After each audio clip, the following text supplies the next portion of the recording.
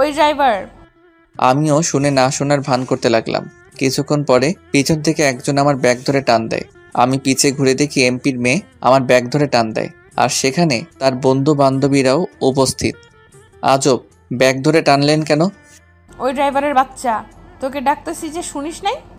কই, আপনি আমাকে ডাকলেন? আর একটু মানুষকে সম্মান দিয়ে কথা বলতে শিখুন। আর আমার একটা নাম আছে, সেটা ধরে ডাকলে আমি সাড়া দিতাম, কিন্তু আপনি তো আমাকে তুচ্ছভাবে কথা বলতেছেন। ওই ছোড়া, তোকে কিসের সম্মান দিয়ে কথা বলতে হবে তোকে? সেই তো একটা ছোট লোক ড্রাইভারের বাচ্চা তুই, আর আমি যাকে যেভাবে ডাকবো সেটাই সঠিক। ও আচ্ছা, বাদ দেন, বলেন ডাকছেন কেন? আমার একটু তাড়া আছে। ওই কিসের তারা তোর? আগে আমার কাজ, এরপর বাকি সব। আর কলেজে আসতে না আসতে অ্যাটিটিউড দেখানো শুরু করে দিয়েছিস, তাই না? ক্লাসরুমে তো ভালোই বকবক করতেছিলি, আমার মুখের উপর তর্ক করতেছিলি, আর এই তর্কের জন্য আজকে একটাকে মেরে আত্মরা করে ফালায় রাখছি। আজ তুই হয়তো নতুন বলে জানিস না, এই কলেজে একমাত্র এই অরেনেই রাজত্ব চলে, তার উপরে এই কলেজে কেউ কথা বলতে পারে না। তাই নেক্সট টাইম আমার মুখের উপর কথা বলিস না, না হলে তোর কপালে খুব বড় মাপের দুঃখ আছে। আর যা বলবো তা কোনো টু শব্দ ছাড়াই মেনে চলিস, তাহলেই হয়তো কলেজে টিকতে পারবি তুই। জি আপু। গুড। আর ভুলেও আমার কথা অমান্য করার চেষ্টা করিস না, যদি করিস এর ফল ভালো পাবি না। এবার চল আমাদের সাথে। কোথায় আপু? আসতে বলছি না, এত কথা কিসের? তারপর অরিনের সাথে যেতে লাগি। তবে জানি না এখন কি হবে আমার সাথে। মনে এক অজানা ভয় কাজ করতে লাগলো। অরিন ও তার বন্ধুরা আমাকে নিয়ে ক্যাম্পাসের এক কোনায় গেল। তারা বসলো আর আমাকে দাঁড় করিয়ে রাখলো। অরিন, এবার এটার কি করবি সেটা বল। আরে ভাই দাঁড়া না, নতুন মোড়ক এটা, একটু মজা তো নিতেই হচ্ছে। এই খ্যাত, এদিকে আয়। জি বলেন, আর কি করবেন বা করাবেন আমাকে দিয়ে? তেমন কিছু না, শোন, ওই যে ক্যান্টিনের দিকে একটা লোককে দেখতে পারতেছিস? হ্যাঁ তো। হ্যাঁ তো মানে, তাকে গিয়ে একটা থাপ্পড় মেরে আয়।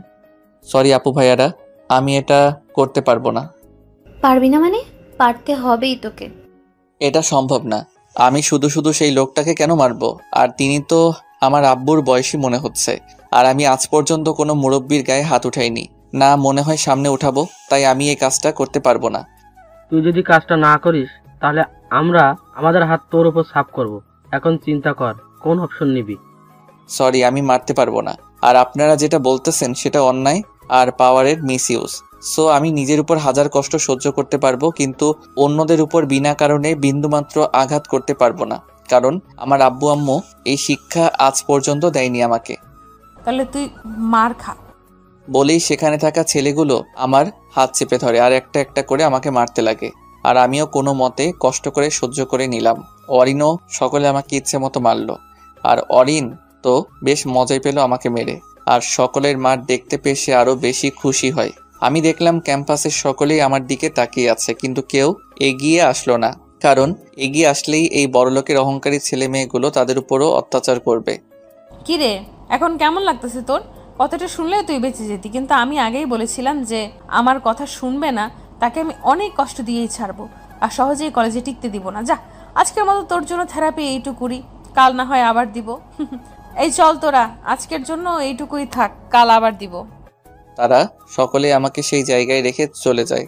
আর আমিও আমার ঠোঁটে হাত দিয়ে দেখি মার খাওয়ার ফলে ঠোঁট ফেটে যায় আর রক্ত বের হচ্ছে। একটা মেয়ে আমার কাছে এগিয়ে আসে।